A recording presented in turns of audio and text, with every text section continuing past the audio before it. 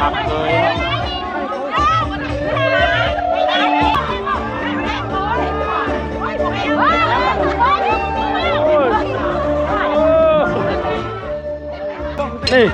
นี่อันนี้คือความเสื่อเนาะคือการฝากช้างให้เดินทางสะดวกสบายอันนี้เนาะน่ะมันก็จะมีความมวลคึกคักอันนี้คือเจ้าสาวเดี๋ยวจะมาเบิ่งบรรยากาศตอนแห่เคยได้พี่น้องไปก่อนนี่มันสิคึกคืนจำได้เนาะสบายดีสวัสดีพ่อแม่พี่น้องเนาะอยู่กับพ่อบ้านมาอีกมือจริงได้มืองานแต่งน้องสาวพี่น้องมาเบิ่งบรรยากาศน้ำกันเนาะบรรยากาศงานแต่งน้องสาวอยู่ที่สปป.ลาวเด้อพี่น้องเลยมือนี่มือจริงเนาะยันที่ตอนคลิปที่เขาถ่ายน่ะคือมือเกี่ยม2 มือกูนี่เนาะบรรยากาศ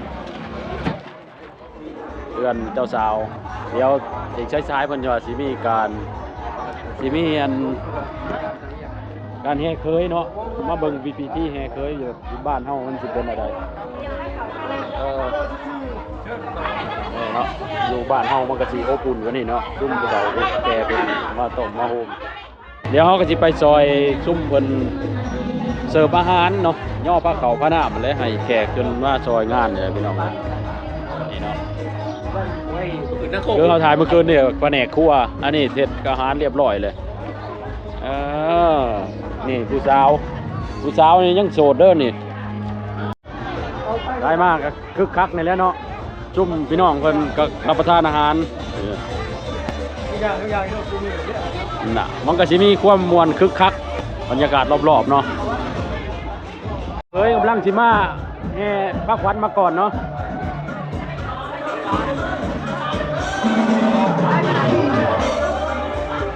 อันนี้เนาะเอาพักเคยเอาพักวันกันเคยมานำเหมือนนี่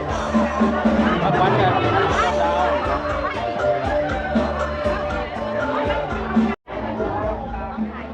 ได้เนาะบัดนี้อันนี้ก็สิเริ่มเข้าพิธีสู่ขวัญแล้วบัดนี้เดี๋ยวจังหน่อยเคยก็ตามมาแล้วนี่เนาะกำลังบ่3 ประตูพุ่นอ่ะประตูเงินประตูทองเนาะเรามาเห็นแบบเรียบง่าย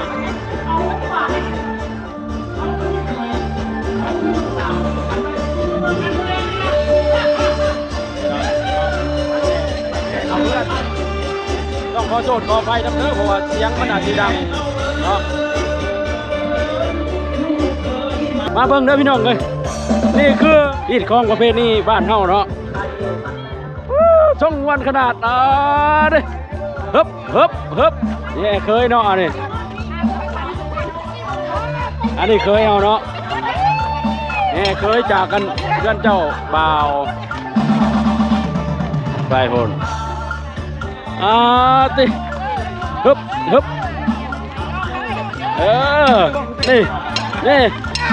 อันนี้คือความเสื่อเนาะคือการฝากช้างให้เดินทางสะดวกสบายอันนี้เนาะ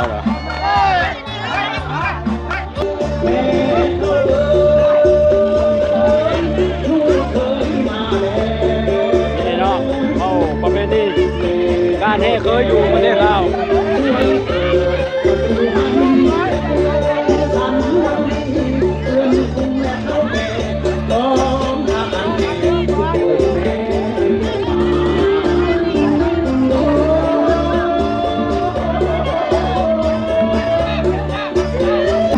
มากันเจ้าสาวเนาะ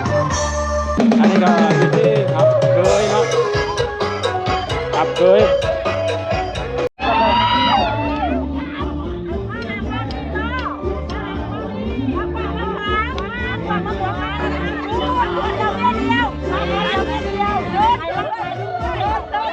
อันนี้คือที่ครับเคยเนาะ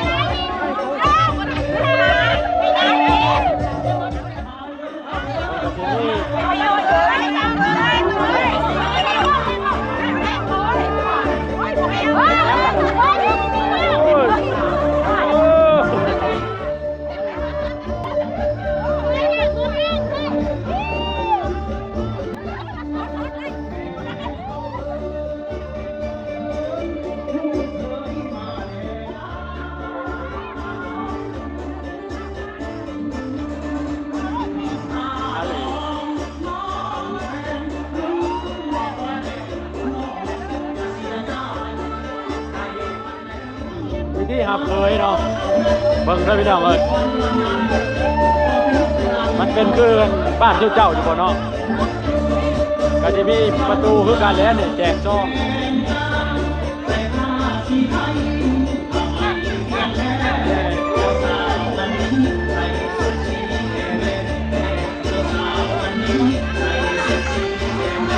อันนี้ต้องได้ซองไหมอันเนี้ยได้ซองได้อยู่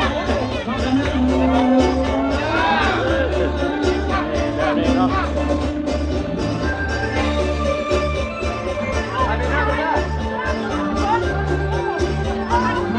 นี่เนาะฮีตที่ยังถือกันอยู่ก็คือเคยที่มาขึ้นเฮือนเนี่ยต้องได้ล้างเท้าด้วยน้ำขี้มินห้องใบตองกล้วยกับหินผลผ่าเนาะพี่น้อง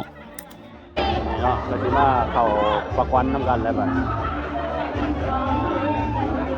เริ่มไปที่บาสีสู่ควันนะบัดนี้พี่น้องเอ้ยเพิ่นก็สิลงบันทึกไอ้กาดองกาสินสอดได้พี่น้องเอ้ยก่อนสิเข้าพิธีสู่ขวัญเพิ่นก็สิได้ลงลายลักษณ์อักษรเนาะหรือจดบันทึกใบทะเบียนสมรสนั่นแหละพี่น้องเอ้ยและก็มีนายบ้านเฒ่าแก่แนวโฮมและญาติพี่น้องเป็นสักขีพยานนำกันและเพิ่นก็ได้กวดกาเบิ่งค่าสินสอดทองหมันในวันนี้ว่าครบตามจำนวนที่เว้ากันไว้ตอนหมันหรือบ่หลังจากนั้นเจ้าบ่าวเพิ่นก็สิคล้องทองหมันให้กับเจ้าสาวเนาะ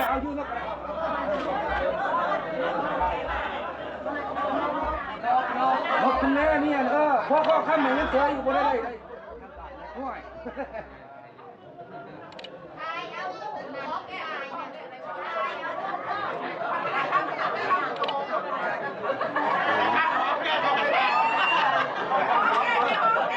เขาเนี่ยแม่ได้คนที่เป็นลูกหญิง อันนี้ก็เป็นการมอบทองหมันค่าสินสอดที่เว้ากันไว้ในตอนหมันเนาะพี่น้องเพิ่นก็สิมาคล้องในมือแต่งนี่แหละพี่น้องก็สิคล้องให้เจ้าสาวให้เฒ่าแก่หรือว่าญาติผู้ใหญ่เพิ่นเห็นเบิดทุกคนเนาะเพื่อเป็นสักขีพยานนำกันว่าเฮาได้เฮ็ดตามที่สัญญากันไว้ในมือหมันแล้วเนาะอันนี้ก็ได้พี่น้องก็สิประมาณนี้เนาะบาลีเงินไก่ไก่ตัว400,000 เอามาอีกมามอบให้ผมแล้วบาดนี้เพิ่นก็สิเริ่มเข้าพิธีสู่ขวัญตามฮีตของประเพณีได้พี่น้องเอ้ยบาดนี้เสียดายเนาะตอนที่เพิ่นกล่าวเอิ้นขวัญหรือสู่ขวัญนี่เพิ่นบ่ได้ใส่ไมค์หรือใส่ลำโพงเว้าเนาะมันก็เลยบ่ค่อยได้ยินเสียงคำบาสีสู่ขวัญเนาะพี่น้อง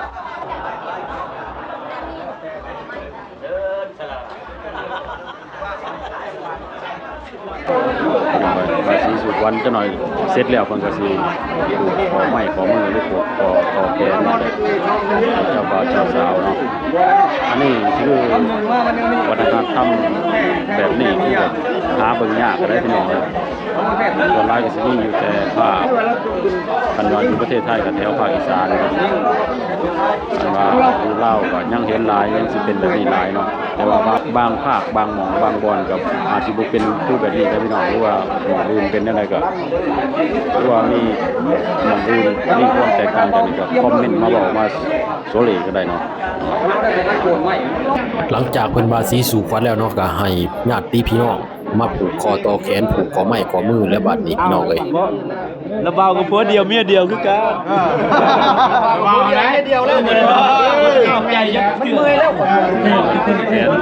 บาแน่นอนเบานี่มันแน่นอนวันเดียวนี่คือ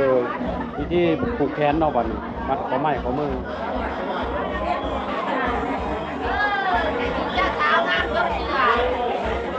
อะไรได้ถ่ายรูป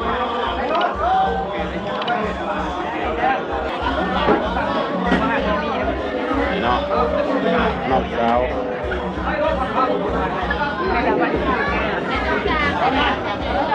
เดี๋ยวผูกแขนก่อนหลังจากผูกคอต่อแขนแล้วเนาะเพิ่นก็ยับย้ายเข้ามาอยู่ห้องหอบัดนี้มาป้อนข้าวเหนียวแจ่วเกลือก็เฮ็ดตามฮิตตามคล้องที่เคยเฮ็ดมานั่นแหละพี่น้องเอ้ยอันนี้มันก็เป็นคำสอนของเพิ่นนั่นแหละพี่น้องข้อยคิดว่าเนาะก็กินแจ่วกินเกลือมันก็คือรสชาติของความหักนั่นแหละพี่น้องเอ้ยมีเผ็ดมีเปรี้ยวมีหวานมีเค็มเนาะอันนี้มีผู้ใดคิดคือกันกับข้อยแน่เนาะแต่ว่าข้อยคิดแบบนั้นเนาะแนวใดเป็นผัวเป็นเมียแล้วแม่นแนวใดก็อดทนต่อกันเนาะพอผูกคอต่อแขนอยู่เฮือนเจ้าสาวเสร็จแล้วเนาะเพิ่นก็สิพาเจ้าสาวไปขึ้นเฮือนหญ้าได้บัดนี้ก็เอิ้นว่าเอาเครื่องสุมมาไปสุมมาปูสุมมาหญ้าเนาะ ตามพิธีของประเพณีบ้านเฮาพี่น้องเอ้ยนี่เพิ่นก็สิมีเสือมีสาดมีหมอนและไผ่เนาะเพิ่นเอิ้นว่าไผ่ขึ้นเฮือนเนาะของเจ้าสาวมันก็สิมีหมอนมีเสือมีหมอน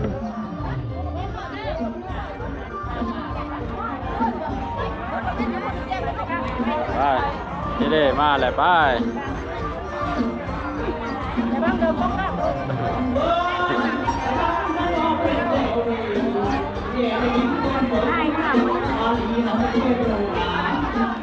ไปส่งไปส่งไผ่คืนเพื่อนได้ส่งไผ่คืนเพื่อน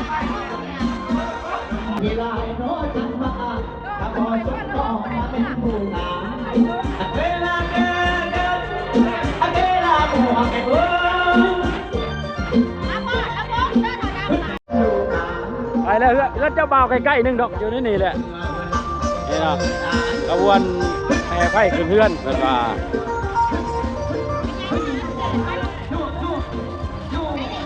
ทางนี้ก็มาหลับไผ่คือกันได้ทางนี้ก็ได้นี่แหละพี่น้องเอ้ยเบิ่งเอาเด้อผู้ใดอยากเห็นเนาะผู้ใดอยากได้เมียอยู่ลาวก็สิแบบนี้แหละ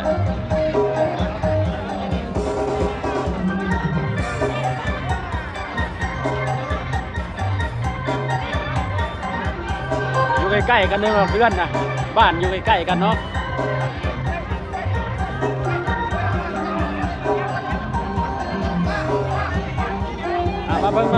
มาฟังไป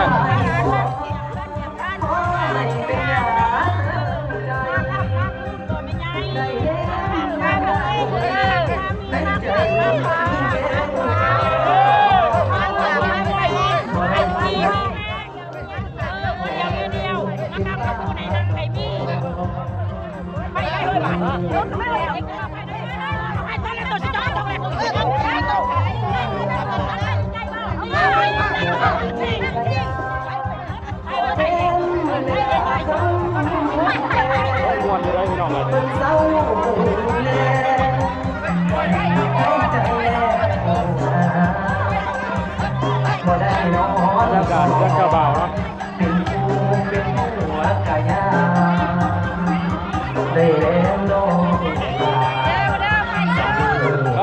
ลูกไฟยังไงลูกไฟยังได้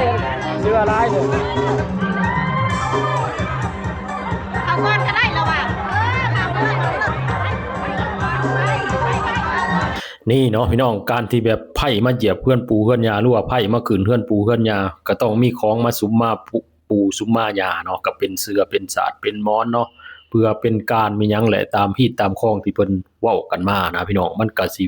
แปลความหมายหลายๆอย่างเนาะอันนี้ไผฮู้ก็คอมเมนต์มาบอกในเด้อพี่น้องเพราะว่าบางบ้านบางเมืองบางแข้งก็สิบ่คือกันเนาะการที่มาขืนเฮือนนี่ผู้เป็นไผนี่เพิ่นก็สิล้างเท้าด้วยน้ำขี้หมิ่นคือกันก็คือกับเคยไปขืนเฮือนเจ้าสาวนั่นแหละมาฮอดขั้นตอนนี้ก็คือว่าใกล้สิจบสมบูรณ์ได้พี่น้องเอ้ยไปก็ไปจุบ้านยาเนาะ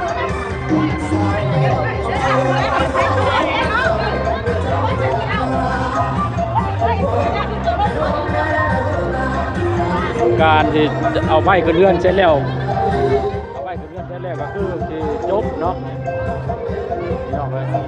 มันก็จบการแบ่งดอง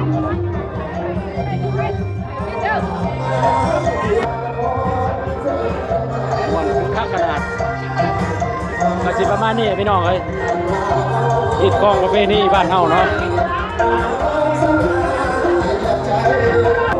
ว่าบางบ้านบางถิ่นเอิ้นว่าอย่างลูกไฟมาเหยียบเพื่อนเนาะประเภทนี้แบบสู่เคยแล้วก็ลูกไฟมาเหยียบเพื่อนเหยียบซ่านเนาะเพราะฉะนั้นเพิ่นว่าถ้าไฟยังบ่ได้ขอได้แดงมาขึ้นเพื่อนขึ้นซ่านหรือว่ามานอนข้างคืนน่ะบ่ได้เพิ่นว่าเพิ่นมันผิดเนาะนี่พี่น้องประมาณนี้เนาะโอเคเนาะบัดนี้พี่น้องเอ้ยก็สิประมาณนี้แหละอันการแต่งงานหรือการกินดองอยู่บ้านเฮาเนาะแห่เคยแล้วก็แห่ไผ่ขึ้นเฮือนเนาะถ้าท่านผู้ชมท่านใดมีความคิดเห็นอะไรก็คอมเมนต์มาเว้ามาคุยมาโซเลก็ได้เนาะพี่น้องหลายคนอาจสิบ่เคยเห็นได้วัฒนธรรมแบบนี้เนาะอันก็มีแต่อยู่ประเทศลาวแหละแบบนี้พี่น้องเลยโอเคพี่น้องไว้เจอกันคลิปหน้าเนาะสำหรับคลิปนี้ก็สบายดีสวัสดีบ๊ายบาย